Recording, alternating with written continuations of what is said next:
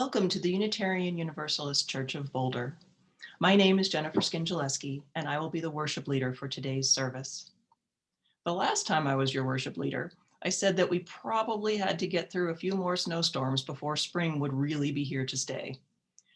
After the last couple of weeks, I think we're ready for that to be. We welcome all at the Unitarian Universalist Church of Boulder and are happy to have you with us today. If you are a new visitor, please email our office manager, Amy Zen, and let us know how you found us. You will find her email in the Zoom chat. Our church website has a great deal of information about the church and its activities. That link will also be pasted into the Zoom chat. And this morning, we also welcome the Reverend Meg Riley as our guest minister. Reverend Riley was installed as co-moderator and chief governance officer of the UUA at General Assembly 2020. A lifelong Unitarian Universalist, Meg Riley grew up in congregations in Charleston, West Virginia, and Akron, Ohio. Since 1983, she has served UU congregations, organizations, and enterprises in many capacities. Her primary identity throughout many roles has been as a religious educator. Ordained as a community minister in 1992, Riley has worked ever since to transform the UUA into a multiracial, justice-centered religious movement. Riley lives in Minneapolis, Minnesota. She is married to Dr. Nancy Hammond, who recently retired after 37 years as a clinical psychologist, and is the proud parent of G. Ronsky Riley, 24. After 38 years as a religious professional, the last 10 as senior minister of the Church of the Larger Fellowship, Riley retired in August of 2020. We're so happy to have you with us today, Meg. Now, please ensure your microphones remain muted and join us for worship.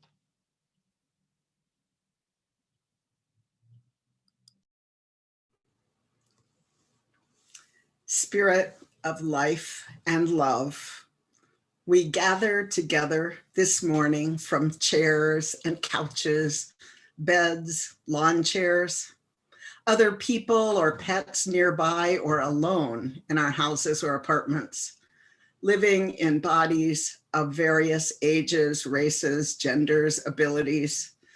From computer screens and phones and devices we gather, reaching out across the wires, connected from a safe distance to come together in religious community. Now let us enter into this time of worship, this precious time set aside to breathe and to be. Worship comes from an old English word, worthship. So may this be a time when we reconnect with our own worth and the worth of others around us and remember our purpose on this planet. May this be a time when we remember who we are individually and as a gathered people, when we dare to dream who we might be, when we touch our collective power and find meaning in our lives. May the stories and faces and music shared today connect us to one another and to the unknown in a deep and expansive way. With faith, hope, and love, come, let us worship together.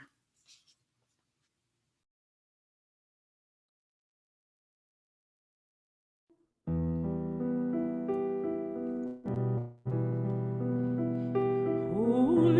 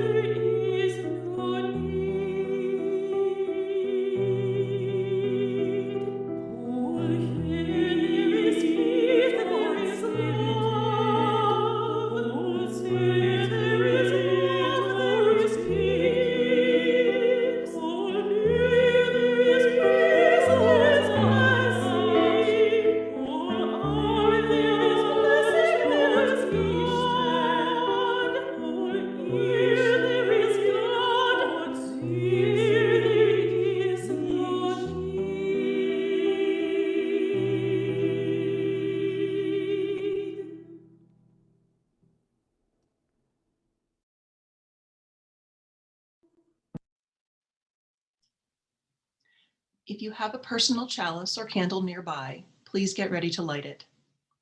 We invite you to type into the chat box where your chalice is lit, the street or neighborhood, or what city if you're joining us from outside Boulder County.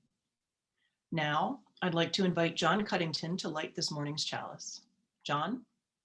Good morning, everyone. I thought I'd use this morning's chalice lighting to briefly describe my slow walk to becoming a Unitarian starting in about 1990.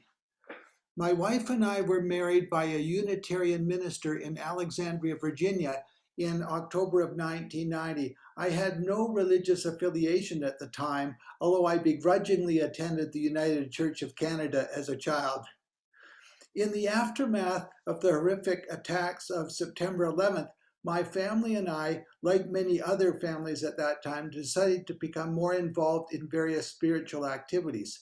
We started attending the Unitarian Church in Arlington, Virginia, which is in the DC area. It was a large congregation and they had 4 different ministers. We really enjoyed our time there, and our 2 young children attended religious education and sang in the kids' choir. In June of 2003, I began a 2-year research and sabbatical leave at CU Boulder, and during that time I attended UUCB and the Boulder Fellowship, which was then in Boulder but has since moved to Lafayette. In 2005, I accepted a faculty position at Colorado School of Mines, and I began to attend UUCB more regularly. Howell then became our developmental minister in 2008 through 2015. This was a time when the church was going through a challenging transition period. I became a member of the church in 2009. Since that time, I've been a longtime member of the Safe Congregation Committee, served a term on the Board of Trustees, among other things. I especially enjoy the Men's Fellowship Group, which typically meets monthly in person, but during the pandemic, we've been meeting via Zoom. We're really looking forward to the point when we can meet in person again, however. I particularly enjoy UUCB's welcoming atmosphere and its emphasis on social justice and anti-racism issues. I like this challenge today for our church and the many ways that it brings our community together.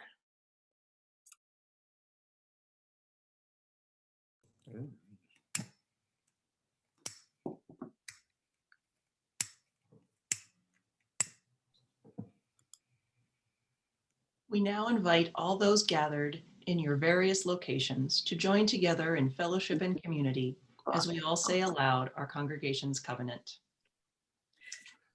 We gather in fellowship to speak truth to each other, to reach out and touch one another, to care for each other, and keep the truth divine. So be it. That's a little.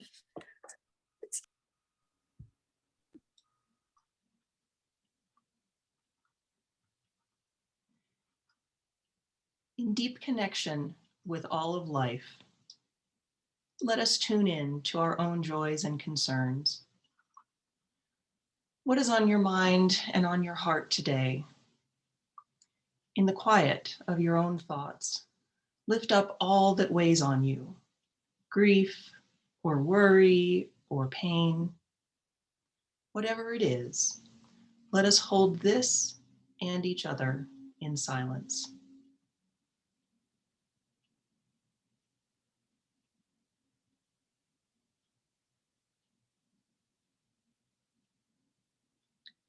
Now, let us turn our minds and hearts to those we love, holding them with love, acknowledging their painful challenges and suffering. I invite you to share your concerns in the chat box, and I'll name a few as I see them.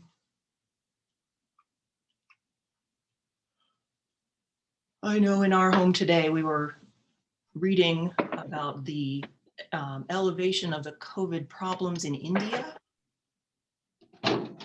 and the amazing toll. You all know that I cry. The amazing toll that it's taking there.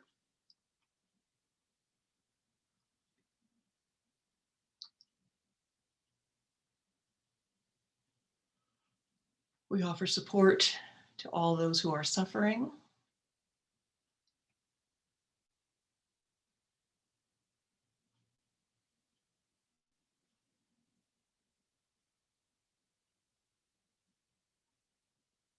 To all those who are experiencing sadness, especially Samantha, the family of Samantha's co-worker Beth, who passed away this week, leaving her 4 children and husband.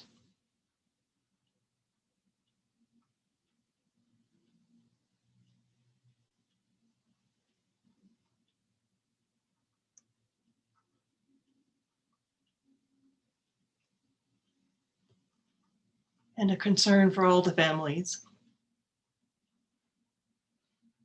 who have lost loved ones to violence by police. A tide which does not seem to be stemmed. And seems to be growing day by day. Please continue posting concerns if you wish, as we offer our love and witness to all those who are suffering.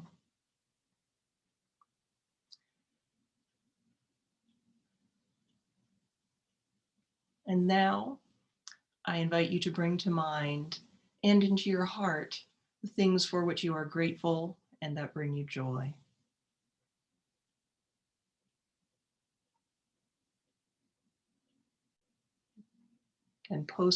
Now we can post those joys and celebrations in the chat box. I see Kathy is working towards the final essays, getting finished with those and to finish the semester and graduation. There's a lot of pressure, but the end is in sight. Hilton and Jenny got to square dance with 10 vaccinated friends. I'm guessing that's for the first time in over a year.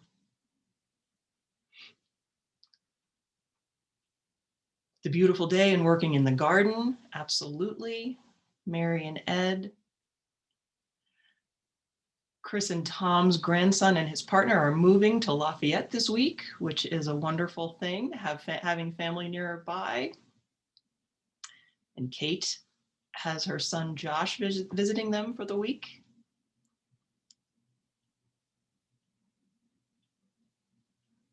Oh, and it looks like Marlon Kropp is going to be a new CU buff.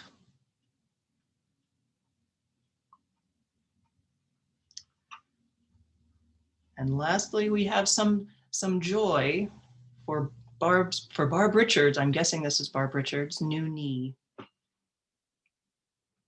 Can continue to post joys and concerns in the chat box. But for all these blessings and concerns, as well as those that remain silently in our hearts, we hold this compassionate space with love.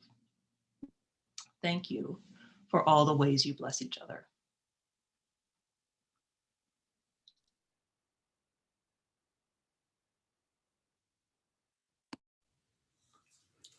I invite you now into a time of quiet contemplation together. The Dalai Lama said, no matter what our faith is, we each worship at the temple of our own heart. And I invite you into that temple now. I invite you to sit quietly, peering towards the horizon of your heart.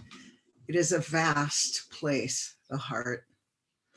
And as you sit at this temple, I invite you to see the people and the places and the names that you're holding in your heart, and simply to breathe in and around them, holding them with love. If your heart is broken today, may your breath bring a moment's ease into the broken places. If your heart is joyful, may your inhale and exhale be a dance, partners in that eternal two-step. Our hearts are vast and can contain the multitudes, joy, heartbreak, and limitless compassion, all at the same time. Let us take a moment of silence to be present to all that is in our hearts now.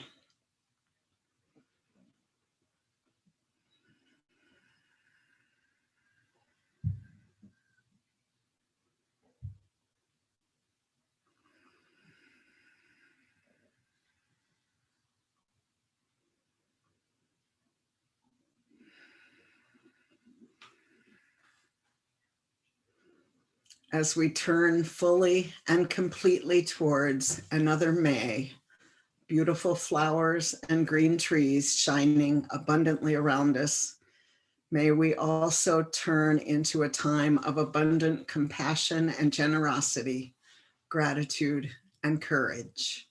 Amen.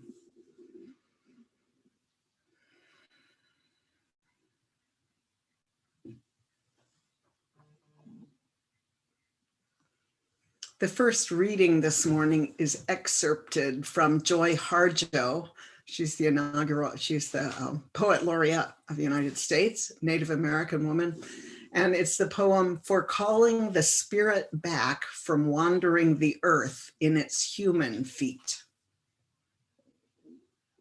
Put down that bag of potato chips, that white bread, that bottle of pop. Turn off that cell phone, computer, and remote control. Open the door, then close it behind you. Take a breath offered by friendly winds. They travel the earth, gathering essences of plants to clean. Give it back with gratitude. If you sing, it will give your spirit lift to fly to the stars' ears and back. The journey might take you a few hours, a day, a year, a few years, 100, 1,000, or even more. Watch your mind. Without training, it may run away and leave your heart for the immense human feast set by the thieves of time. Ask for forgiveness. Call upon the help of those who love you. Call your spirit back. It may be caught in corners and creases of shame, judgment, and human abuse.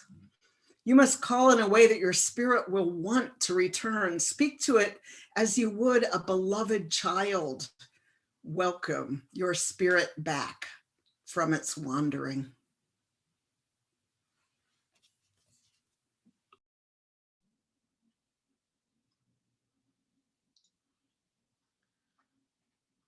Our second reading today is "It Matters What We Believe" by Sophia, Lyons, Fawz. Some beliefs are like walled gardens. They encourage exclusiveness and the feeling of being especially privileged. Other beliefs are expansive and lead the way into wider and deeper sympathies. Some beliefs are like shadows, clouding children's days with fears of unknown calamities. Other beliefs are like sunshine, blessing children with the warmth of happiness. Some beliefs are divisive, separating the saved from the unsaved, friends from enemies. Other beliefs are bonds in a world community where sincere differences beautify the pattern. Some beliefs are like blinders, shutting off the power to choose one's own direction. Other beliefs are like gateways, opening wide vistas for exploration. Some beliefs weaken a person's selfhood. They blight the growth of resourcefulness. Other beliefs nurture self-confidence and enrich the feeling of personal worth. Some beliefs are rigid, like the body of death, impotent in a changing world. Other beliefs are pliable, like the young sapling, ever growing with the upward thrust of life.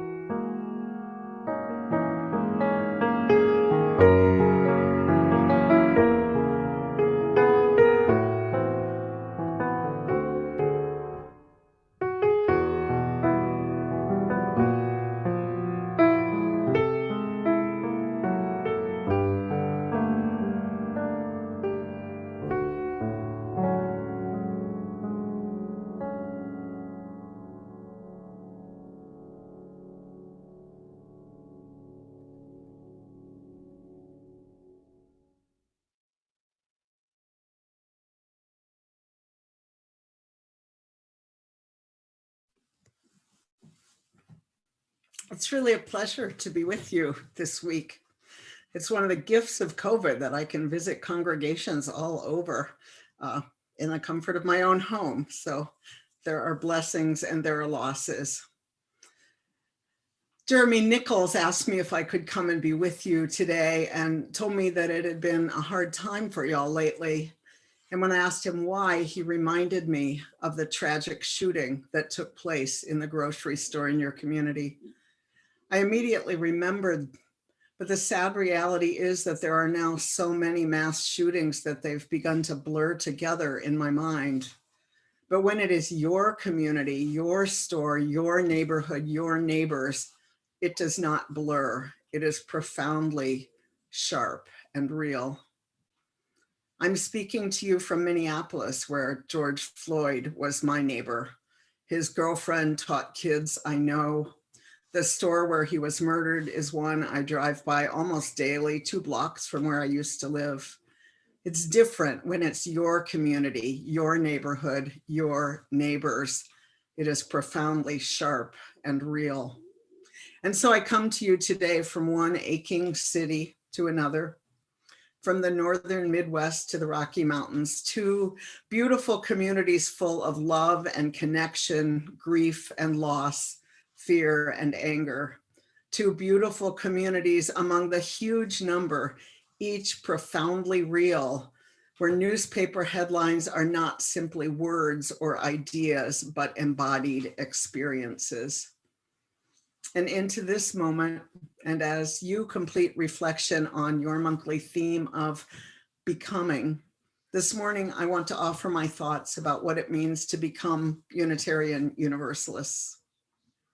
Many of you made conscious choices as adults to join this or another UU community, as John Cuddington described. You went to intro classes and learned about this community and what it means and what this faith means. Perhaps you did it in a time of personal or cultural crisis, or perhaps you simply longed for a spiritual home and searched until you found the right place. Others of us, like me, were born and raised in this faith and became UU before we were aware it was happening to us. And some of you, whether you're first-time visitors or longtime members, might still wonder if you have become UU. You're really not sure what that means, and here we are all together. One of the opinions that I hear voiced about becoming UU is that here you can believe whatever you want, but that is simply not true.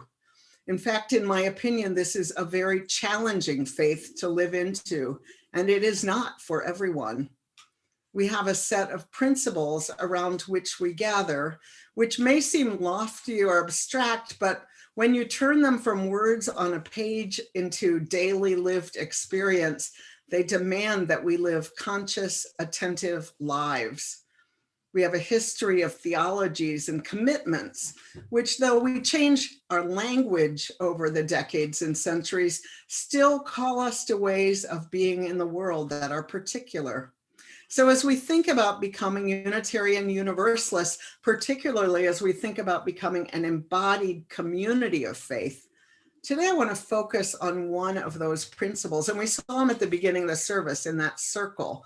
We saw a circle with 7 principles in it. One of those principles is the free and responsible search for truth and meaning. And I want to say that that doesn't mean that we can define truth and find meaning wherever we want to in a community. So if it doesn't mean that, what does it mean?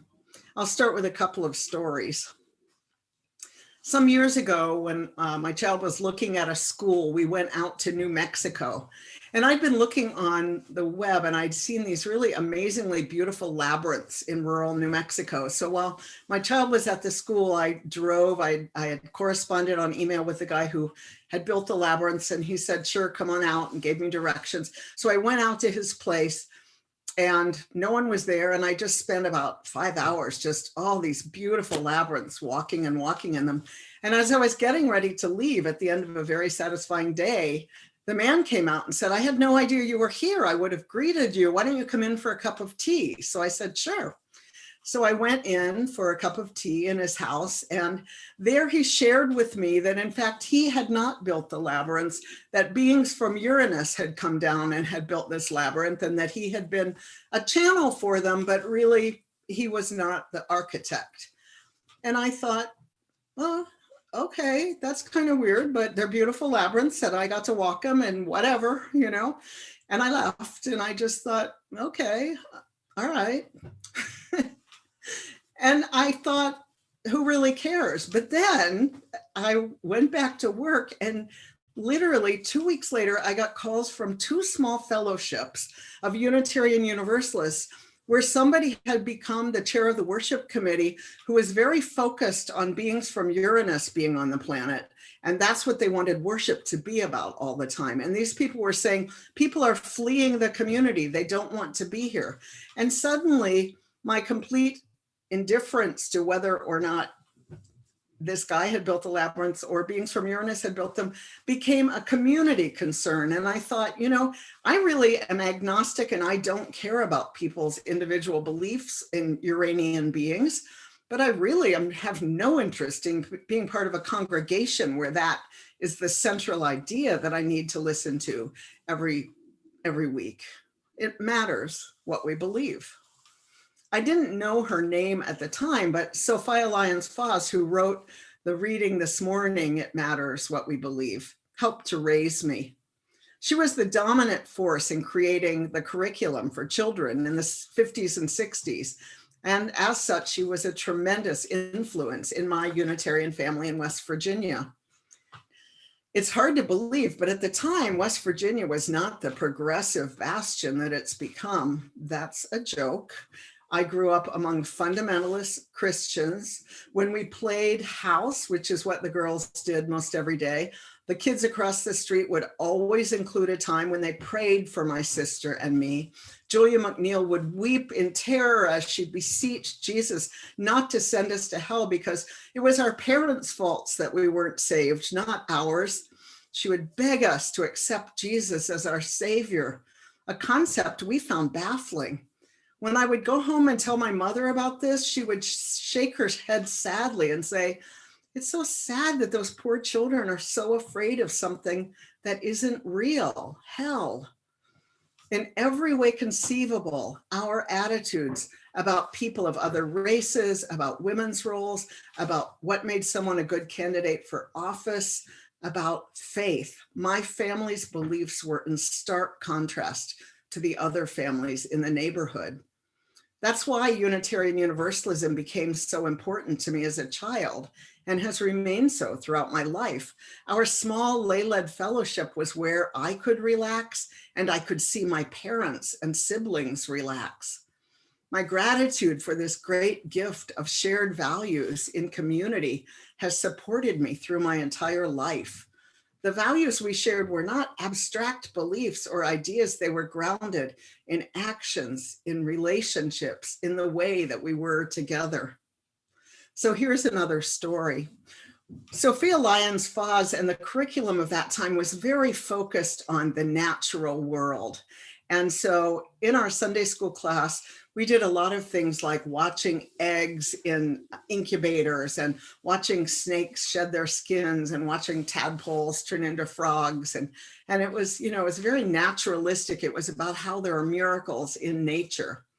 And so that's what we did. And at the same time in West Virginia, there was another group of people who were snake handlers. They were up in the hills.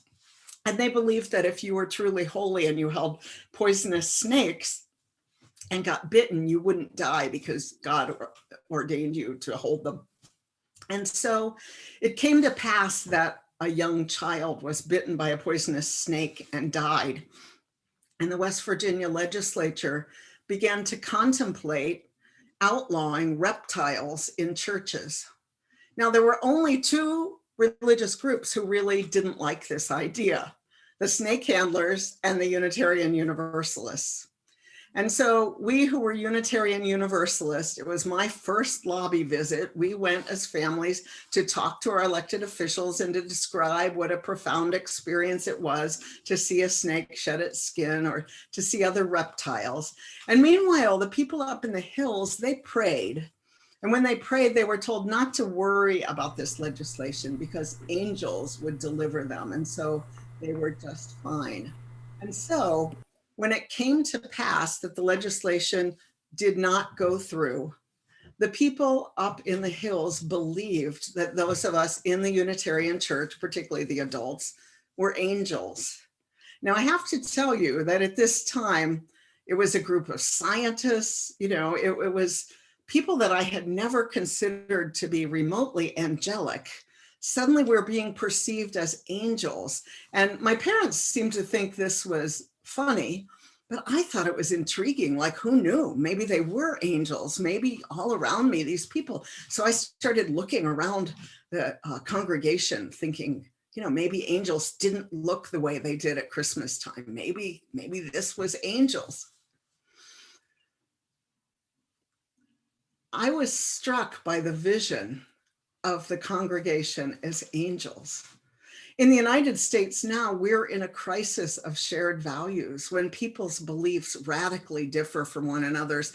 It's one thing to have different views of what would make the world a better place, but when you're talking to someone whose beliefs are grounded in what you consider preposterous lies, it's very hard to find meaningful connection or make common cause. One of the hallmarks of Unitarian Universalism is our ability to respect multiple metaphors, multiple perspectives, multiple beliefs. We know that the people gathered here this morning and everyone who claims a UU identity hold many different views about life and death and whether there's God and evil and many other things. What does it mean to be committed to a faith which contains ambiguity and is open to multiple ways of understanding the holy, but still being in one faith community? How do we balance the individual right to belief and conscience with our commitment to love one another, to be in authentic relationship with one another? With all of our individual beliefs, how do we create collective meaning and a faith with a center to it?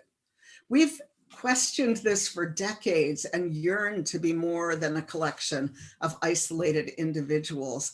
80 years ago, in 1941, Frederick May Elliott, who was then the president of the American Unitarian Association, said this: "The day has come for the Unitarian Church of America to cease being merely an aggregation of separate and highly individualistic units with no clear and definite sense of unity, no central purpose, no discipline that makes common action possible, no sense of holy vocation so that God's own purposes and grace may become incarnate once again in human lives and transform the face of the earth." 80 years later, as one of the co-moderators of the UUA, Elliott's words have felt very relevant to me still. With social media channels streaming into our uniquely programmed handheld devices, and each of us with the ability to carefully choose which realities we entertain as valid, we see how being an aggregate of highly individualistic units is unsatisfying and ultimately dangerous. One of the tasks mandated for the board, which Charles Dumond and I now share, is to reevaluate the bylaws periodically, particularly a section of the bylaws known as Article 2. Article 2 is where the principles and purposes of the UUA reside. I didn't know that until I became co-moderator, and I'm still not sure how I feel about our religious principles living in a legal document like bylaws. But besides the principles, Article 2 contains this language, and please forgive the legalese, but it is bylaws. "Nothing herein shall be deemed to infringe upon the individual freedom of belief which is inherent in Universalist and Unitarian heritages." In 1997, so more than 20 years ago, an independent body within UUism known as the Commission on Appraisal published a study called Interdependence, Renewing Congregational Polity. They looked at this section of the bylaws and they said this: individualism is here enshrined in the idea of individual freedom of belief. One might say that this is the one dogma of our non-dogmatic faith. The ethos of individualism deeply affects the ways in which we view both our congregations and the UUA. This is probably the major element of UUism today that makes corporate commitment difficult to achieve. Such a radically anti-institutional principle as this liberty clause implies that whatever else is said in the bylaws, the individual member has priority over the whole body. As we work towards becoming beloved community, this elevation of individual rights above all is a profound limitation. Not so much about individual beliefs really, but in how those beliefs are transformed into language and action. So we've created an Article 2 study commission to look at that section of the bylaws and the role that freedom of belief holds in our communities as we strive to become more diverse and inclusive. I've thought a lot about my own beliefs because those are the beliefs I know best. And here's what I've concluded. A lot of them are iffy. I tell you, my thoughts and my beliefs range from deep and profound to weird, to radically inappropriate, and some of them are just plain stupid. And I accept that. I'm only human. As Joy Harjo said in her poem, "Watch your mind. Without training, it may run away and leave your heart for the immense human feast set by the thieves of time." Because when my thoughts move from inside my head to alive in a community context, it changes. I may believe that angels abound or that beings from Uranus walk among us, but if I insist on my right to proclaim this in every moment and refuse to hear other opinions, I am destroying the fabric of our shared reality. I may become one of the thieves of time. Now, as far as I know, believing in angels or Uranians, at least as I've lived my life, has not been grounds for serious hurt or pain if we disagree about it. It's more just annoying. But if I hold a belief, and it's very difficult in this country not to, that some people are smarter, more worthy, and important than others, my behavior is likely to demean the ones I conclude, even unconsciously, are of less value than people like me. I may not even be aware of beliefs that I have absorbed in this white supremacist, patriarchal, capitalistic world, but they are impossible to avoid. I've been reading a book called "You'll Never Believe What Happened to Lacey: Crazy Stories About Racism." It's written by Lacey Lamar and her sister, Amber Ruffin. Amber is a comedian and writer on the Seth Meyers Show. The book describes Lacey's daily encounters with racism as a Black woman living in Omaha, Nebraska. It's not the stuff of newspaper headlines. It's more the kinds of stories that are usually told around tables with friends. It's a book of racist encounters in workplaces, stores, doctors' offices, classrooms, churches, streets, and every other place a human goes. The authors insert humor into it unbelievably, and there are laugh out loud parts. But as I closed the book and reflected on what a life of being told daily in every way that my life, my body, my well-being doesn't matter, I felt profoundly sad for the nation. Not just Omaha, not just George Floyd, but all of us. I recommend this book for white people as a window into the daily traumas, the small microaggressions, the paper cuts, a way to look at a life we don't lead and therefore don't know about. And for others, who want affirmation of the ridiculousness of these daily encounters that you may have. Even though many of us live and work in racially and culturally diverse environments, we can become insular, imagining that what we know and the way we live is the way others do too. That's why living into beloved community is such a challenge.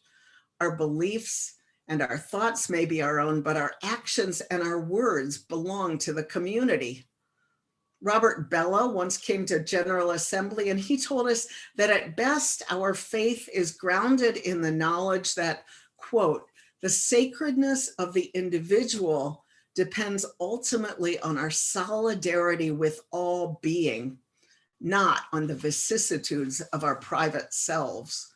And since I Googled the word vicissitudes, and so you won't have to, I'll tell you that he's saying that the sacredness of the individual depends on solidarity with all being, not the uncertainties, the changing circumstances, the evolving situations of our private lives and selves.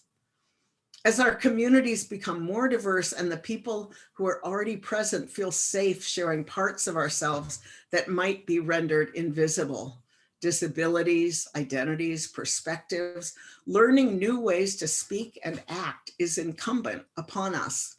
As we learn how to share power and transform systems of oppression, new perspectives on what freedom of belief and freedom of speech mean are mandatory. Marginalized people have adopted speech and behavior for survival since time began.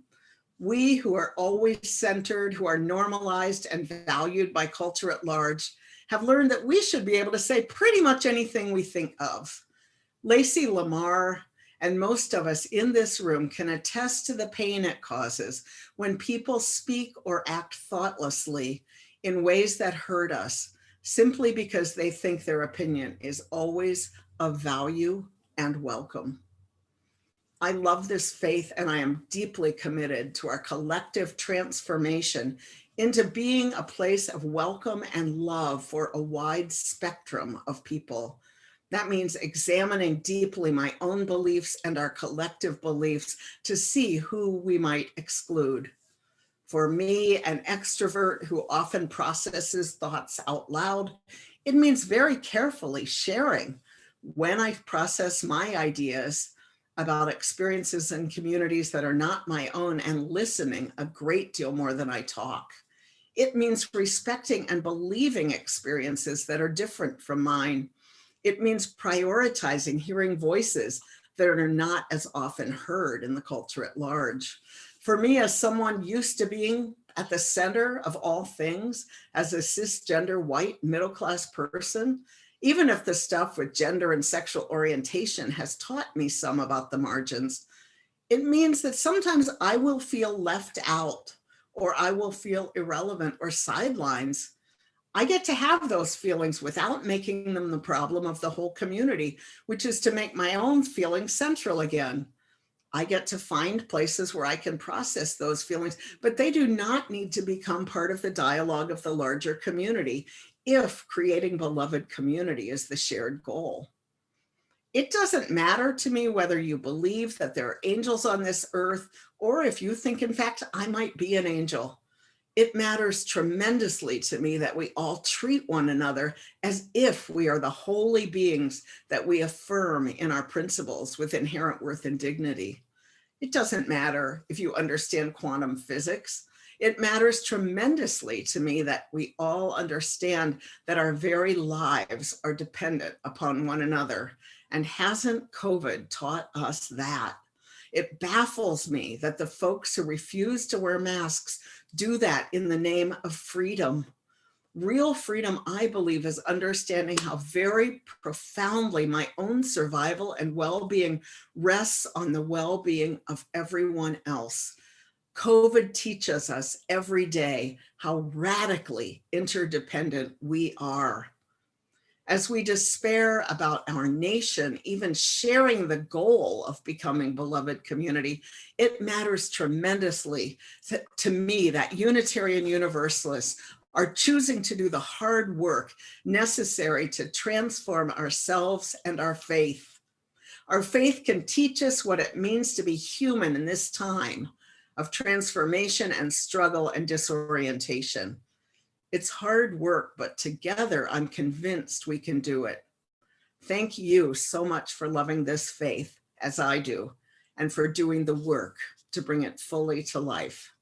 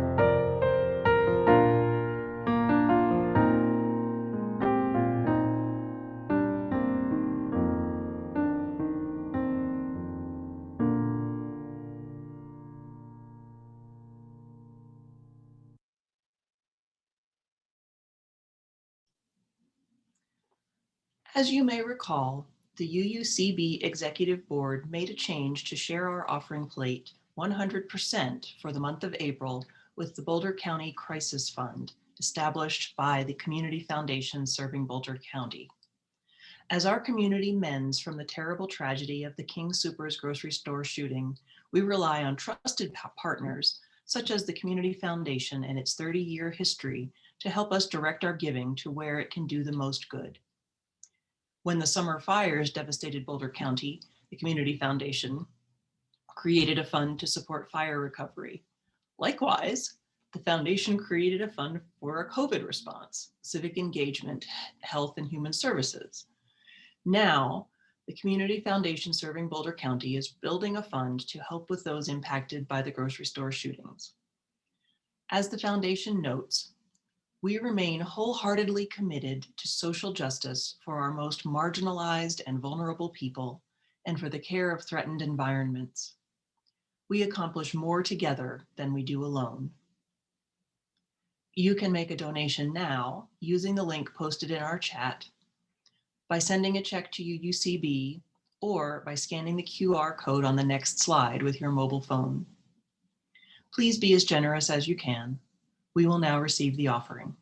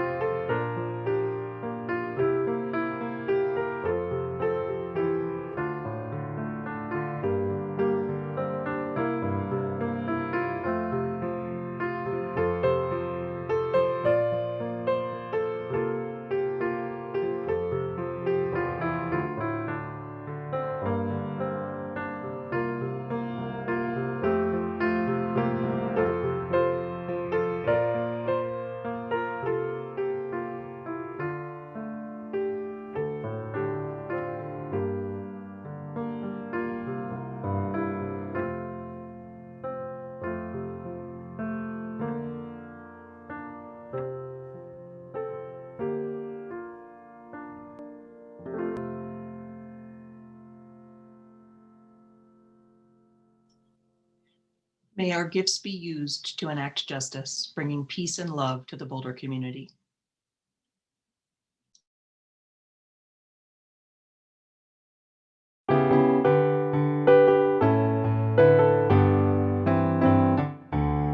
This little light of mine, I'm gonna let it shine. This little light of mine, I'm gonna let it shine. This little light of mine, I'm gonna let it shine. Let it shine, let it shine, let it shine. Everywhere I go, I'm gonna let it shine. Everywhere I go, I'm gonna let it shine. Everywhere I go, I'm gonna let it shine. Let it shine, let it shine, let it shine. Building up a world, I'm gonna let it shine. Building up a world, I'm gonna let it shine. Building up a world, I'm gonna let it shine. Let it shine, let it shine, let it shine. This little light of mine, I'm gonna let it shine. This little light of mine, I'm gonna let it shine. This little light of mine, I'm gonna let it shine. Let it shine, let it shine, let it shine.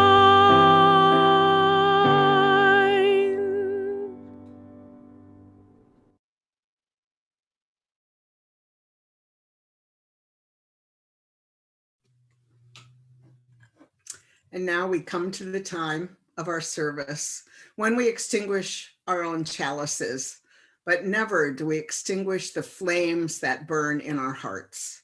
The flame of love, the flame of compassion, the flame of our commitment to a kind and fair world. These flames burn eternal. May they burn steady and bright in the coming week, keeping each warm and illuminating our lives until the next time we gather together.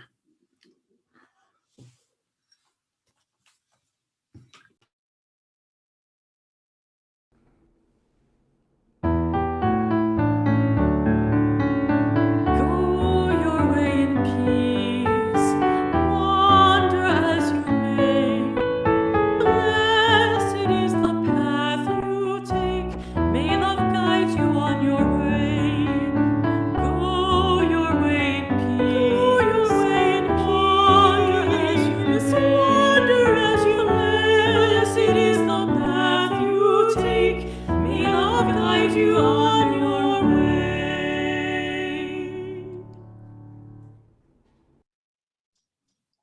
We invite you now to stay with us in our Zoom rooms for a time of online fellowship and discussion. I see both Barb and Fred are online and will tell us how this is going to work. Hi, good morning. It's Fred. Barb's down there, but she's kind of decided she's going to stay muted. Thank you, Meg, for your presentation.